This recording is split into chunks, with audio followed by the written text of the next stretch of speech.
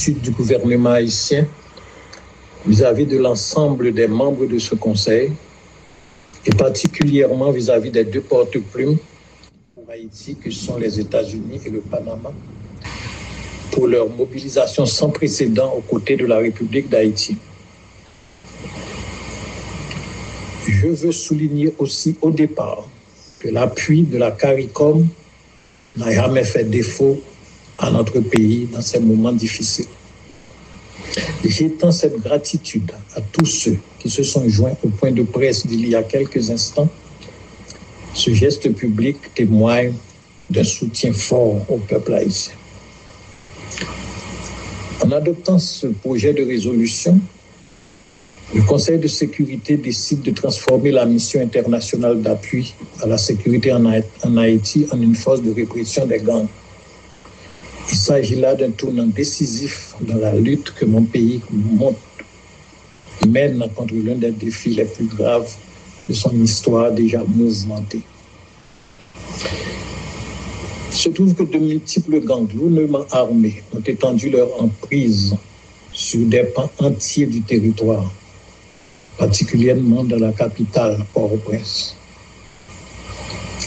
Ils terrorisent la population, attaquent les institutions publiques, détruisent les hôpitaux et les dispensaires, brûlent les écoles et les prisons, contrôlent les grands axes routiers, rançonnent les entreprises et les familles, empêchent la libre circulation des personnes et des biens, avec toutes les conséquences que vous pouvez imaginer sur l'économie, la santé du pays et l'environnement.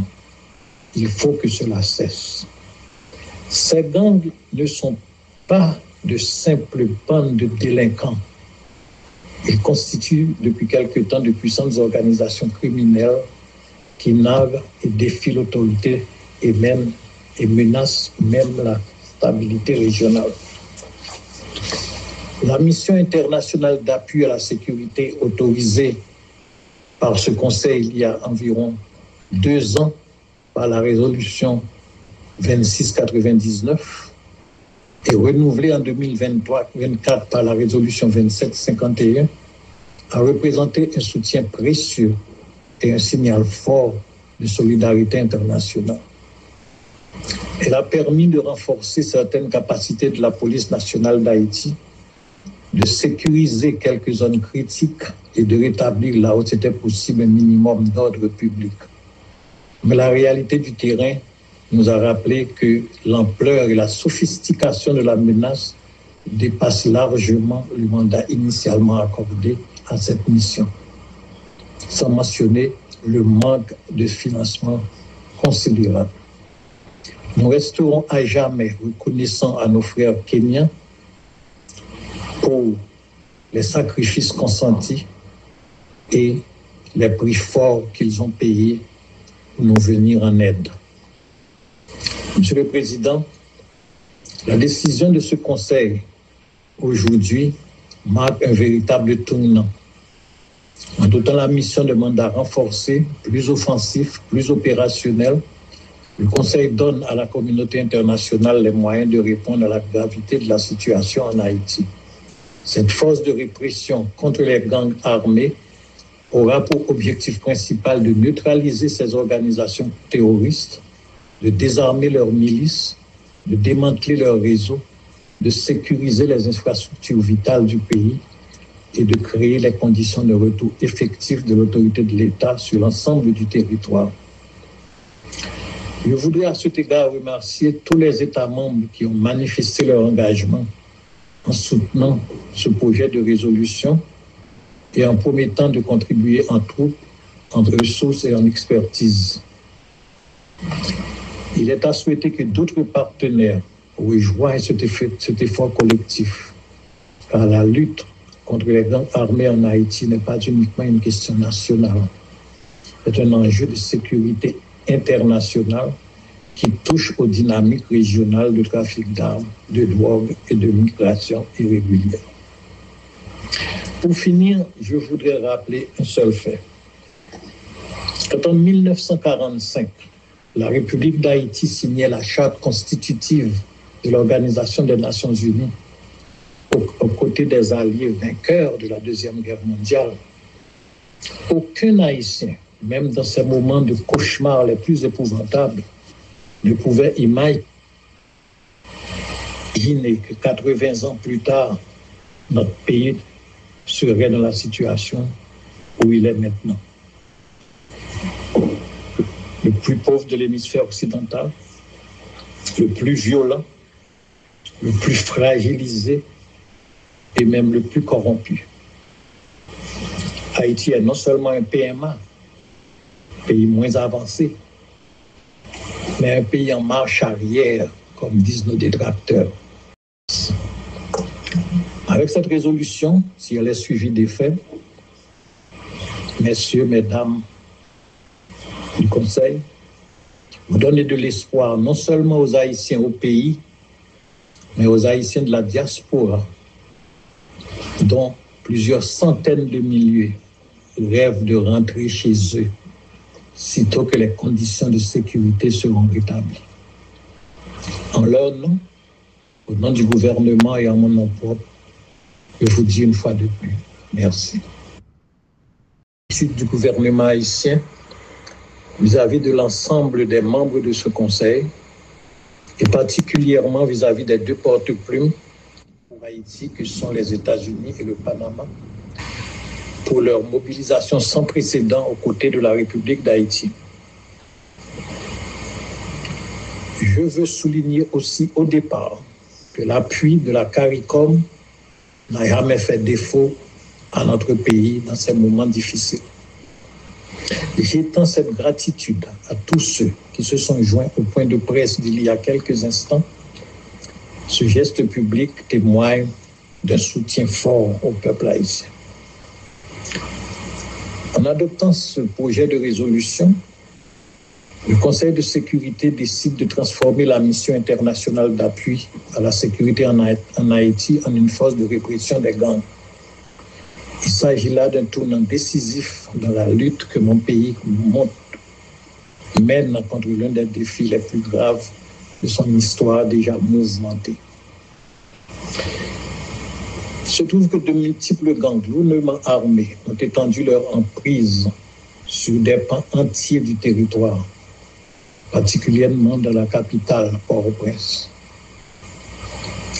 Ils terrorisent la population, attaquent les institutions publiques, détruisent les hôpitaux et les dispensaires, brûlent les écoles et les prisons, contrôlent les grands axes routiers, rançonnent les entreprises et les familles, empêchent la libre circulation des personnes et des biens, avec toutes les conséquences que vous pouvez imaginer sur l'économie, la santé du pays et l'environnement. Il faut que cela cesse. Ces gangs ne sont pas de simples bandes de délinquants. Ils constituent depuis quelque temps de puissantes organisations criminelles qui naviguent et défient l'autorité et menacent même la stabilité régionale. La mission internationale d'appui à la sécurité autorisée par ce Conseil il y a environ 2 ans par la résolution 2699 et renouvelée en 2023-24 par la résolution 2751 a représenté un soutien précieux et un signal fort de solidarité internationale. Elle a permis de renforcer certaines capacités de la police nationale d'Haïti, de sécuriser quelques zones critiques et de rétablir là où c'était possible un minimum d'ordre public. Mais la réalité du terrain nous a rappelé que l'ampleur et la sophistication de la menace dépassent largement le mandat initialement accordé à cette mission, sans mentionner le manque de financement considérable. Nous resterons à jamais reconnaissants à nos frères kenyans pour les sacrifices consentis et les prix forts qu'ils ont payés pour nous venir en aide. Monsieur le Président, la décision de ce Conseil aujourd'hui marque un véritable tournant. En dotant la mission de mandat renforcé, plus offensif, plus opérationnel, Le Conseil donne à la communauté internationale les moyens de répondre à la gravité de la situation en Haïti. Cette force de répression contre les gangs armés aura pour objectif principal de neutraliser ces organisations terroristes, de désarmer leurs milices, de démanteler leurs réseaux, de sécuriser les infrastructures vitales du pays et de créer les conditions de retour effectif de l'autorité de l'État sur l'ensemble du territoire. Je voudrais à cet égard remercier tous les États membres qui ont manifesté leur engagement en soutenant ce projet de résolution et en promettant de contribuer en troupes, en ressources et en expertise. Il est à souhaiter que d'autres partenaires rejoignent cet effort collectif, car la lutte contre les gangs armés en Haïti n'est pas uniquement une question nationale.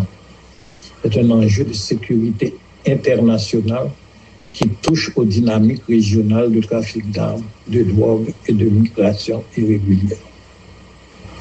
Pour finir, je voudrais rappeler un seul fait. Quand en 1945, la République d'Haïti signait la charte constitutive de l'Organisation des Nations Unies aux côtés des alliés vainqueurs de la Deuxième Guerre mondiale, aucun Haïtien, même dans ces moments de cauchemar les plus épouvantables, ne pouvait imaginer que 80 ans plus tard, notre pays serait dans la situation où il est maintenant. Le plus pauvre de l'hémisphère occidental, le plus violent, le plus fragilisé et même le plus corrompu. Haïti est non seulement un PMA, pays moins avancé, mais un pays en marche arrière, comme disent nos détracteurs.